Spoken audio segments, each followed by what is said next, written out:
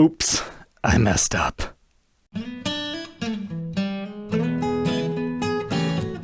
Welcome back, Troglodytes, to your daily dose of guitar information, the Trogly's Guitar Show. For Summer NAMM of 2017, Gibson Custom Shop came out with a brand new double cut Les Paul Modern in both a standard and custom configuration. In winter of 2018, they then later came out with a semi-hollow / chambered version 1, and I've been wanting to document one of each. I thought I found the last one, and then I realized, nope, I just found the other color I was wanting.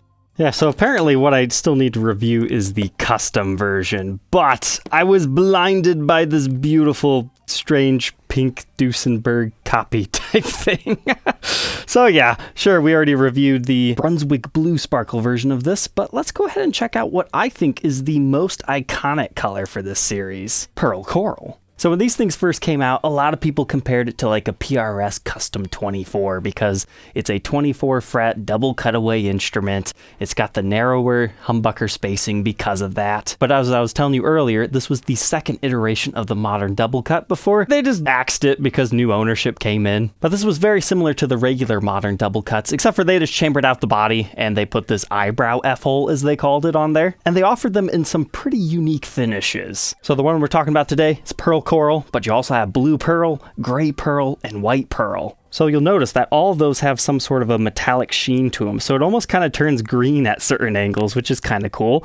But these are all solid finishes, so it's not like the standards and customs where you could potentially find flame and or quilt tops. These were all solid, and they did not make a custom version, at least not production. That doesn't mean that there's not a prototype out there. In fact, I'd be willing to bet there might be, but I've yet to see it. The other difference between the eyebrow model and the standard one is the fact that they had black binding stock. Made them a little bit more unique with these more pastel finishes. The black binding really pops. You've also got that black binding running up and down the neck. But take a look at that apex head carve back here. That's always pretty cool. But Gibson's marketing essentially said this was a new body shape for the ES336 because they're constructed in very similar ways. I always thought this was Gibson's way of taking the Takamatsu Moto signature double cuts and trying to make it have a wider, broader audience in the US, although the guitars are still slightly different. These usually ranged anywhere between $4,000 and $5,000 at full retail. Now that depends on what model you were looking at, but they were blown out as cheap as like $2,500 at one point in time. So far, it seems like the market has put them back to where they were brand new, but we'll have to see what happens in the future, because it doesn't look like Gibson is going to continue producing these. And collectors tend to like weird oddball models that only existed for a year or two once they've become scarce, because these were not well liked when they were first introduced. So it's one of those models I'll continue to keep watching just because it's from my favorite recent era of guitars, you know, the whole 2017 to 2018. Those were just such fantastic years if you're into weird, quirky stuff from Gibson, because they were just trying everything before they had to sell the company and all that stuff. But this one has its original tag that was on the box.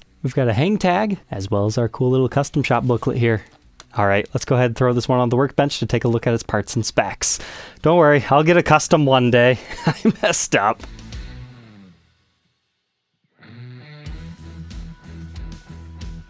Inside the Pearl Coral, I've got it all polished up now, looking great. But let's take a look at these pickups. I mean, despite being a modern, pretty much most of the specs are classic. Nothing else is modern about it except for the shape, because we've got 57 classics in here. A regular one in your neck position, and a 57 classic plus in the bridge. So in theory, that one's supposed to be a little bit hotter. But in practice, it's 8.09 in the bridge, 7.85 in the neck, and the middle position for fun, 4.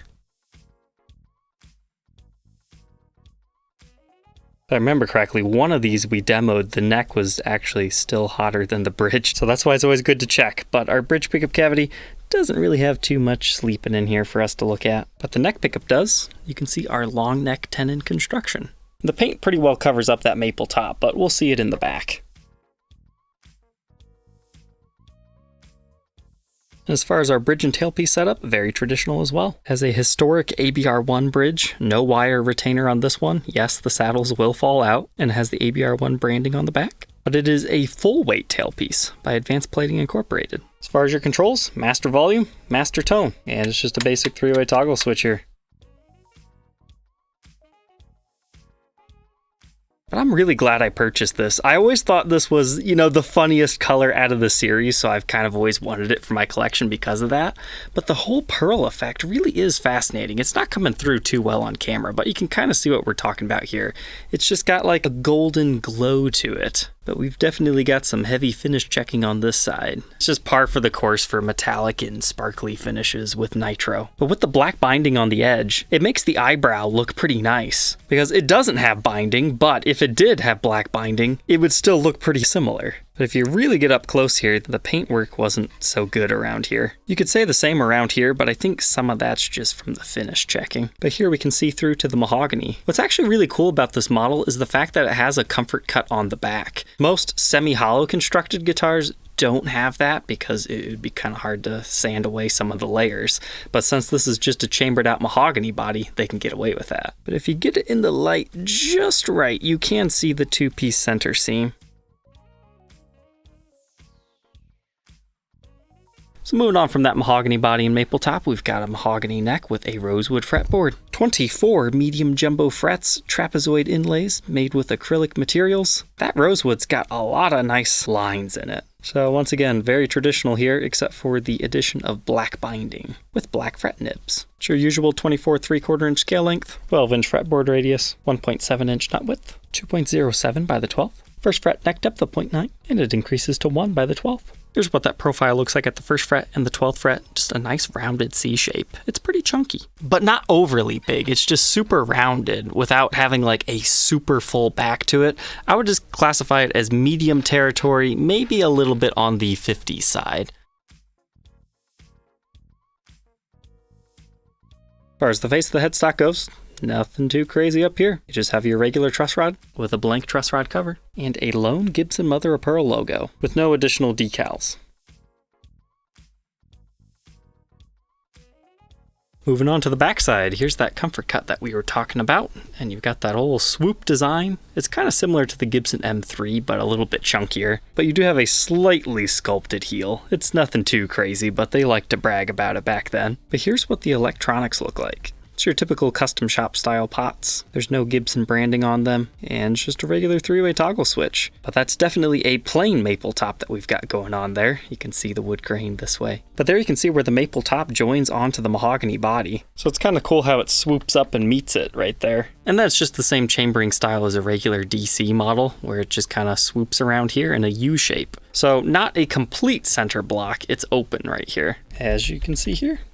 And as full disclosure here, I did find a small ding on the side. Other than that, it's actually in pretty good condition, but this one was also sold to me as mint condition, and then I get a message going, hey, are you okay if there's finish checking all over the top too? Silly reverb sellers. At least that one was honest and tried to let me know before he shipped it. Some more finish checking I saw was like right around here on the binding and kind of where the neck meets the body. That's another pretty common area. That's just completely innocent. That's really just where the binding stops and the body begins. Moving up the backside of the neck, you got that same pearl finish. I just love the apex head carve. So it was first used in 2017 on the Les Paul Access Rhino. As far as I'm aware, that's the first model that utilized it, and they still use it yet today. I think it's a cool modern day volute. But we've got regular non-locking Grovers here, and our serial number dates it to 2018. It was the 176th guitar built in the custom shop that year. All said and done, not a bad weight, 7 pounds, 5.3 ounces. Let's go ahead and plug the pink pearl in.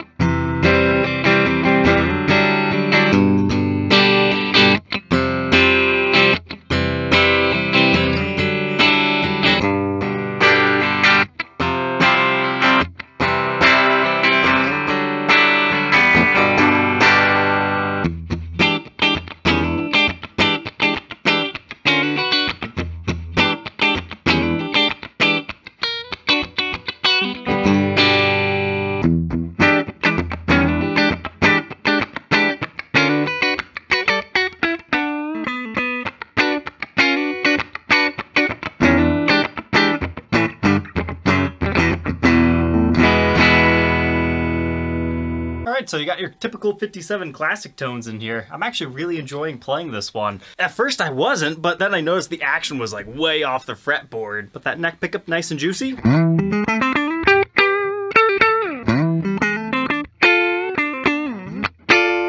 Middle position is chimey.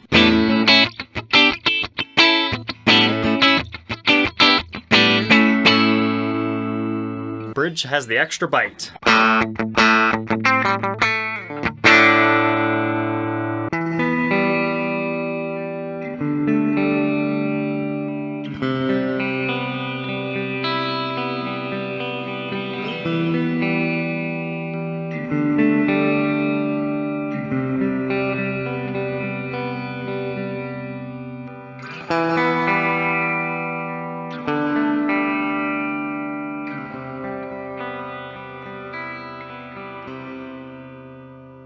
Very cool. Let's try some distortion.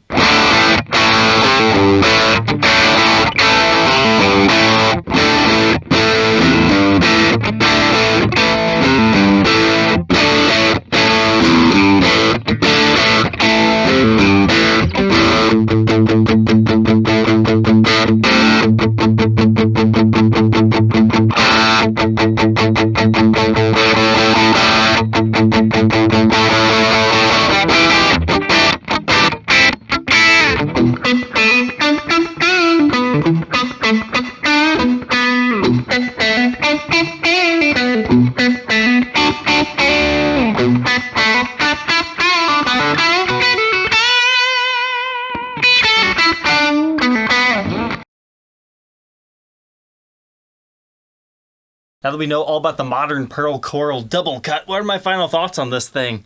Do I like these guitars? Yes. Do I think they're worth what the market wants people to pay for them? Probably not, but it is very comfortable to play. I mean, you gotta remember, pickup spacing changes all the dynamics of the guitar, and since I really don't go past the 15th fret too much, I don't really need a 24 fret guitar, but if you use all the frets, maybe this is exactly what you want. As far as the way it plays, it's actually very comfortable. It rests right against you, it's a good weight, it's got a pretty chunky neck, like not over the top as we were talking about, but it fills your hand. But outside of the clean tones, I wasn't necessarily digging the distorted ones. So give it a try. They're a little bit unconventional, but they're cool and quirky at the same time.